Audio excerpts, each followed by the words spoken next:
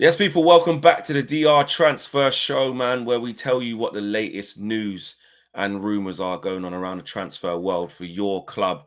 Let's get straight into it, man, because there's been massive news today about Nico Williams.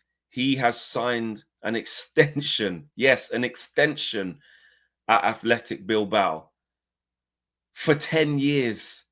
2035 is where his extension has gone to, and his release clause is 50% more than what it previously was at around 58 million euros. So you're looking at just probably under 120 million euros release clause now. Crazy scenes. Barca doing their absolute most. Barca doing the most to try and get Nico Williams to join. Athletic Club weren't happy about it. They were talking to La Liga. Barca thought they had the full backing of La Liga. Fabrizio Romano's spoken about that the move didn't materialize because of registration problems. But Nico Williams again signs another extension to commit his future. I can't believe it. To commit his future to the club for 10 years, a decade, 2035. I've never seen anything like it. I'm not going to lie. There's a lot of transfers that happen. There's a lot of things that happen in the transfer world where you go, I'm not really shocked by that. I ain't shocked by that sum of money, or I'm not shocked that that player's gone to there. But sometimes it throws these ones up. And I'm not going to lie. I cannot remember the last time someone so young as well has done this. He's already signed a contract extension, I think either last year or the year before. I remember when that happened. So you're thinking, right, he's locked down. But you think that's with the sort of probably with the notion that he can sign a new deal and then put a release clause in there and he'll leave the next year. Now, look what Cunha did at Wolves. That's usually what happens when you protect or you show a little bit of loyalty to the club you're at. They say, listen, don't leave now. Give us an extra year. Sign this new deal. We'll let you go next year. I think it happened with Elise as well at Palace. I remember when Steve Parish, he was going to leave and they were talking about, Elise's going to go here, he's going to go there. He ends up signing a new deal, has a great season. Then he goes to Bayern for 50 million. So it's not uncommon in terms of that happening, but I just didn't think it would happen in this case. I really thought that the prospect of Nico Williams linking up with Lamine Yamal, the two golden boys of Spain, European champion winners, man scored in the final. You're just thinking that's a nailed on move, but fair play to Athletic Bilbao. They've managed to keep the player again and to put in a 10-year extension. That's crazy, and double the release clause as well, which is or 50% more, should I say? So yeah, it's crazy. Well, actually, is it 50% more? 50% more, yeah. So they're saying double the 58 what it was, but no, that'll be 100% more. Anyway, it's more money. The release clause is 50% more. So even if it was 58 million, you're looking at, the best part of 27 million more extra on top anyway. So yeah, man, let's see what happens there. But what does that mean for Marcus Rashford? It opens the door back again for Marcus Rashford to go to Barcelona. Let's be real. And now, I'm not going to lie, as a Man United fan, Barca, I'm looking at you dead in the eye and I'm saying pay up. I don't want to hear no registration thing. I don't want to hear no you got no P's. You were willing to pay big money for Nico Williams. Maybe not as big as Athletic Club would have wanted, but you have money. You were trying to do the deal. 40 million for Rashford, please. Wages is a problem. Ain't gonna lie about that. And registration problems are always a thing, but not my problem. Don't care. Yeah. Barca pay up. Marcus Rashford's agent now, yeah, and his representatives should be and probably will be on that phone now. Yeah. Yo, Deco, what are you saying? What are you saying? Nico Williams' money is there. It didn't work. Rashford, perfect for you.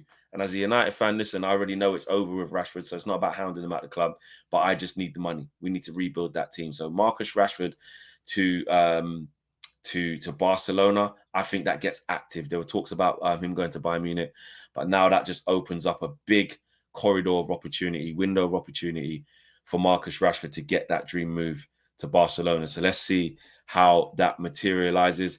In other news, I want to talk about Arsenal. Arsenal. Rodrigo to Arsenal. Real Madrid and Xabi Alonso are open to Rodrigo leaving this summer. They have agreed the club will not stand in the player's way if a suitable offer is made, and Arsenal have held preliminary talks with Rodrigo's camp. That's as per the Athletic. Statement signing. Arsenal needs statement signings. The Norgards and even Zubimendi, even though he's a top player, Kepa and that, cool. You had to do it. You know what I mean? You got to cross the T's, you got to dot the I's, you got to keep the squad looking healthy. They're like for like. Yeah. What Arsenal need now are the needle movers. They need the big man. Yeah. As Lee Judges says, they need the signings that are going to get them over the line. Yeah. The signings that are going to get them over the line. Yeah. Not players that are like for like, not players that are stocking fillers, the players that are going to get them over the line.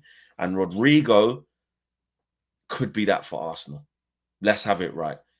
He does most of his work from the right. I know Saka's got that locked down, but he's played. If you track what he's been doing in his career, he's played up front, he's played on the left, he's versatile, he's quality. This guy's nearly played 300 games for Real Madrid, and he's 24. So anyone be like, he don't score that much goals and stuff like that. Listen, you can look at numbers, but also you can look at what the kid's done and take into context who he's done it with and who he's been playing behind. You try playing second fiddle to Vinicius Jr., Mbappe, at times, obviously, Benzema. Mate, he's a selfless player. And now it's time for him to go and get main character energy. Main character energy. So for me, that would be a great move. If Arsenal could get their hands on Rodrigo, it's the chance for him, like I said, to go and be the main player, the staple of that Arsenal team. And I think they should be doing everything they can to get him. And also, since when, you know what I mean, do we keep going like, oh, where's he going to play though? And this, that, and the other. Last time I checked, Arsenal need pure firepower. Big man players. Not, oh, but forget him, who's going to play there. Just get the top players in, man. You've got defenders galore. Midfield is fixed. Attack the market for big boy players at the top end of the pitch. The difference makers. The man that are going to mean the difference between, you know what I mean, making up that 10-point gap, whatever it was this season, 9 points, whatever it was, I can't even remember, making the difference between second and first. And the players that Arsenal are linked with, Eze, URGES, Sesko, Rodrigo, who knows, maybe a Rafael Leao. Do you know what I'm saying? These are needle movers. These are the players Arsenal need to be going for. So I think they should be welcoming that. Staying on Arsenal, Martinelli to Al Nassr. Ben Jacobs has been talking about Al Nassr turning their attention to Arsenal's Gabriel Martinelli, 24-year-old, for big money. You know what I mean? North of 60 to 70 million pounds. Big money. They tried to get Luis Diaz, didn't work. Liverpool obviously don't want to sell him. And Martinelli is another one that good squad player. No problem if Martinelli stays, but to have him as the main number, well, the main left winger, nah, man. Nah. Not to win a title. Not to win a title. He's a good player. But if you can get 70 million for Martinelli, you take that, you run to the bank if you're Arsenal, and you go and invest in, like I said, if that opens the door for a Rodrigo or opens the door for Eze or opens the door for whoever, because they're going to be in for big players, you do it. You do it. And I've read that Arsenal don't particularly want to lose him. It's not like, it's just Arsenal getting ruthless. I think if Arsenal are going to operate like a big club, they take big money for Martinelli and invest that into a top player. You know what I'm saying? Because I don't think Martinelli's a top player. He's a very good young player. You know, he can blow hot and cold. Other days, he can be an absolute handful. He's rapid. You know what I'm saying? He sometimes he's a nightmare to deal with. But other times, he's readable. He's not consistent in his decision making. And partly that is because he is 24 years of age. I get that. But he's heading towards his prime, man. And I just think there's better players you can buy. If you're saying that you can get that type of money. If it was less money than that, if it was like 30 million for him, then what's the point? You're not going to get someone better than Garnacho, Garnacho, actually, Arsenal. You want to pay for him? But you're not going to get someone better than Martinelli for like 30, 35 million. There's no point selling him for that. But 70, 80, all that kind of piece, because it's Al Nassr, take it. Take it all day long, Arsenal fans. Don't let sentiment get in the way of that. And lastly, Alanga, Anthony Alanga to Newcastle. They're in advanced talks for a 55 million deal to take him from Nottingham Forest to St. James's Park. With Man United due a little bit of bread off this as well. So I need this transfer to go through. We ain't got peas like that. We've got like a 20% sell-on clause. So Man United set to receive between 5 and 8 million pounds, according to reports as well. So good move for Newcastle. Definitely. You look at the season Jacob Murphy had out on the right-hand side. you know what I mean? He was brilliant. And Alanga, I think, is a player who's better than him. And Alanga in the last 2 seasons at Forest has done brilliantly to put himself in that shop window. You could look at it as like, right, Alanga, I'm not sure. But for Newcastle and Eddie Howe, who's got a track record of improving players, I think if I was a Newcastle fan, I'd be excited by that move. Because, like I said, look what Jacob Murphy was doing. In that system, they need powerful players. They need quick, athletic players, and he fits that mold. He works tirelessly from the right-hand side, providing a bag of crosses for his compatriot, his Swede brother, Alexander Isak. So, yeah, I think that's a good move for all involved. Forest are entitled to not want to lose him. They've got European football at the City Ground this year, which is fantastic.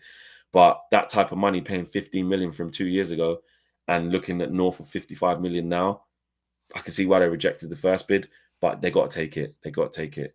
And, you know, what happens with Morgan Gibbs-White then? He's been subject to interest from City. What's that? 80 million, 80, 90 million pounds. If that's type of money that they can get, they can rebuild that squad and really go strong. Obviously, you don't want to lose your best players, but it's an opportunity maybe too good for Forest to turn down. So, yeah.